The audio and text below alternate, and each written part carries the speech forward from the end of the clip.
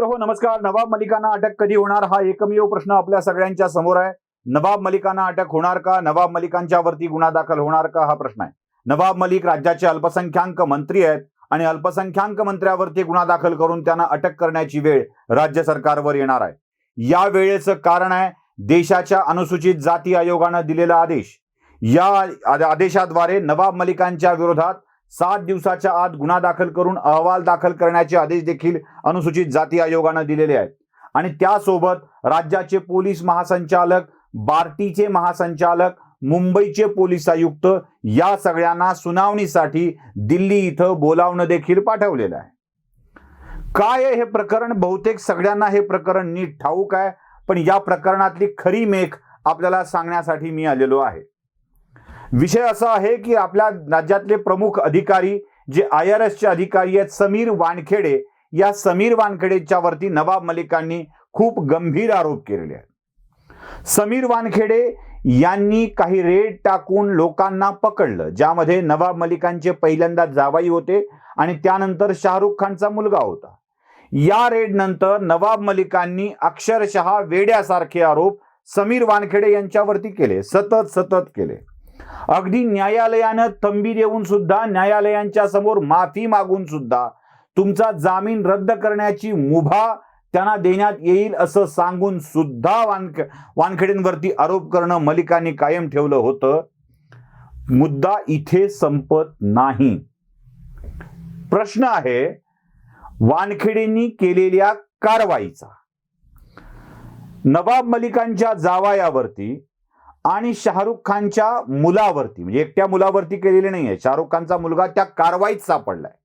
तिथे तो होता म्हणून तो सापडलाय, म्हणून या प्रकरणात रंग भरलाय. रेड टाकली म्हणून नाही, शाहरुखचा मुलगा तिथे होता म्हणून रंग भरलाय. मुद्दा या विषयावरच्या वादाचा आहे. त्यांनी टाकलेल्या रेड या योग्य की अयोग्य यावरचं प्रश्नचिन्ह लोकांना लावायचं आहे. पण मुद्दा कोणता काढला गेला? समीर वानखेडे यांची जात कोणती? समीर वानखेडे यांचा धर्म कोणता? समीर वानखेडे यांची पहिली बायको कोण होती? समीर वानखेडे यांची दुसरी बायको कोण होती? वडिलांचं नातं काय? आईचा संबंध काय? प्रॉपर्टी कुठे? बियर बार होता का? ते खरंच दलित होते का? असे अनेक प्रश्न निर्माण करण्याचं काम झालं. या देशातल्या दलिताला त्याचं दलितत्व सिद्ध करावं लागतं, यापेक्षा दुर्दैवाची गोष्ट कोणती? समीर वानखेडे IRS झालेत, ते आपल्या पदावर अनेक वर्षापासून काम करतायत आणि सरकारी सेवेत प्रमाणपत्र घेऊन त्या प्रमाणपत्राची पडताळणी करून पूर्णतः वैधता घेऊन समीर वानखेडे सरकारी सेवेत दाखल होत असतील आणि त्यानंतर उगाच कोणातरी माणसाला वाटलं, नवाब मलिक सारख्या मंत्र्याला वाटलं म्हणून त्यावरती प्रश्नचिन्ह लावलं जावं, ही सगळ्यात वाईट गोष्ट आहे. हे नेहमीच धर्मनिरपेक्षतेचा बोंबा ठोकणारी ही मंडळी समीर वानखेडेंच्या वडिलांच्या म्हणजे ज्ञानदेव वानखेडेंच्या लग्नाबाबत मात्र प्रश्नचिन्ह निर्माण करतात.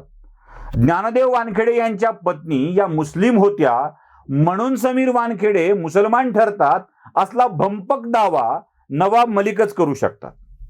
तिकडे दुसरे मंत्री आपले जे आव्हाड आहे, जितेंद्र आव्हाड, त्याने देखील आईची जात मुलाला लावता यावी अशी मागणी करून टाकली. म्हणजे त्यांना काय सिद्ध करायचं असतं आणि कुठे काय बोलायचं असतं कळत नाही. कुणीतरी सांगणं आवश्यक आहे. आव्हाड तुम्ही मंत्री आहात, मलिक तुम्ही मंत्री आहात, असू दे, जाऊ दे, तो विषय त्यांना सांगूनही पटणारा नाहीये. आपण आपल्या विषयावर बोलूया. समीर वानखेडेंच्या आईचा धर्म मुसलमान म्हणून समीर वानखेडे मुसलमान असं नवं तर्कट मांडत नवाब मलिकांनी समीर वानखेडेंना अडचणीत पकडण्याचा प्रयत्न केला. योगायोगाची गोष्ट अशी की आपल्या आईवर समीर वानखेडेंचं निरातिशय प्रेम, वडिलांचा आणि आईचाही प्रेमविवाह, म्हणूनच तो धार्मिक बंधनं तोडून झालेला होता. आता या आईच्या प्रेमाखातर समीर वानखेडेंनी केलेला पहिला विवाह देखील मुस्लिम स्त्री सोबतचा. बरं, रीतसर घटस्फोट देखील झाला. मग समीर वानखेडे मुस्लिम स्त्री सोबत विवाह करतात म्हणून ते मुसलमान असं नवं तर्कट मांडलं गेलं. आता एखाद्या आईच्या आग्रहाखातर कोणत्या धर्म पद्धतीनं विवाह करावा हा निर्णय कसा घेता येऊ शकेल? आता आव्हाडांच्या मुलीचं लग्न हे मुंबईत नोंदणी पद्धतीनं झालं आणि गोव्यात ख्रिश्चन पद्धतीत अवलंबली गेली होती त्या कार्यक्रमात सगळ्या. मग आव्हाडांची मुलगी हिंदू की ख्रिश्चन असे प्रश्न विचारले चालतील का? लोक म्हणजे आवाडही मला बुटानं मारतील ना बंगल्यावर नेऊन, असे प्रश्न मी विचारले तर.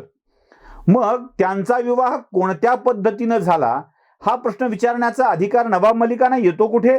पण नाही, नवाब मलिकाने हेही कृत्य करून टाकलं. एवढंच नाही तर समीर मलिक हे हिंदू महार नाहीत, तर ते मुसलमान आहेत हे सांगण्याचा प्रयत्न केला.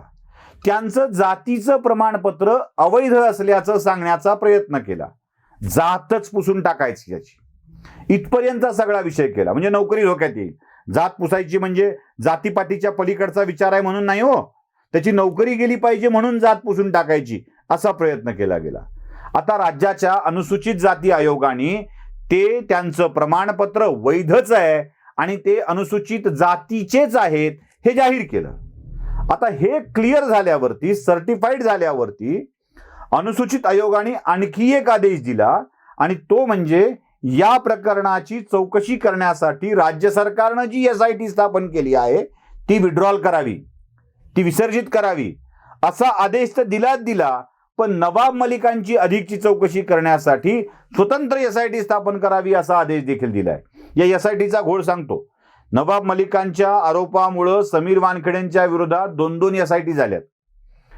एका SITनी त्या प्रकरणातल्या खंडणीचा आरोप चौकशी केली आणि पुरावे नसल्याचं सांगितलं. नवाब मलिक तिथेही तोंडावर पडले, म्हणजे आपल्या सरकारकडून तोंडावर पडले, पण नवाब मलिकांच्या विरोधात कारवाई झाली नाही. दुसरी SIT यांच्या कास्ट सर्टिफिकेट बाबतची होती. आता अनुसूचित जाती आयोगाने याला क्लिअरन्स दिल्यावर सुद्धा नवाब मलिक तोंडावरच पडले, पण तरीही नवाब मलिकांच्या विरोधात कारवाई नाही. नवाब मलिकांच्या चौकशीचे आदेश झालेत तरीही त्यांच्या विरोधात कारवाई नाही. आता सुनावणी दिल्लीत होणार आहे तरीही नवाब मलिकांच्या विरोधात कारवाई नाही. गुन्हा दाखल करण्याचं तर लांबच राहिलं. सातत्याने समीर वानखेडेंना व्यक्तिगत विषयात लक्ष केलं जात आहे. समीर वानखेडेंना त्यांच्या कामाच्या विषयातले आक्षेप व्यक्त करून त्यांच्यावर जर कोणी आक्षेप घेणार असतील तर आमचं काहीही म्हणणं नाही. लिगली प्रश्न विचारा, लिगली मुद्दे मांडा, काय करायचंय ते करा, पण त्याची जात समोर आणून तुम्ही जे सातत्यानं ओरडत आहात, त्याचे व्यक्तिगत मुद्दे समोर मांडत आहात, आक्षेप त्यावर आहे. क्रांती रेडकरच्या विषयातही तेच केलं. त्यांना वेगवेगळ्या स्वरूपाच्या धमक्या दिल्या गेल्या.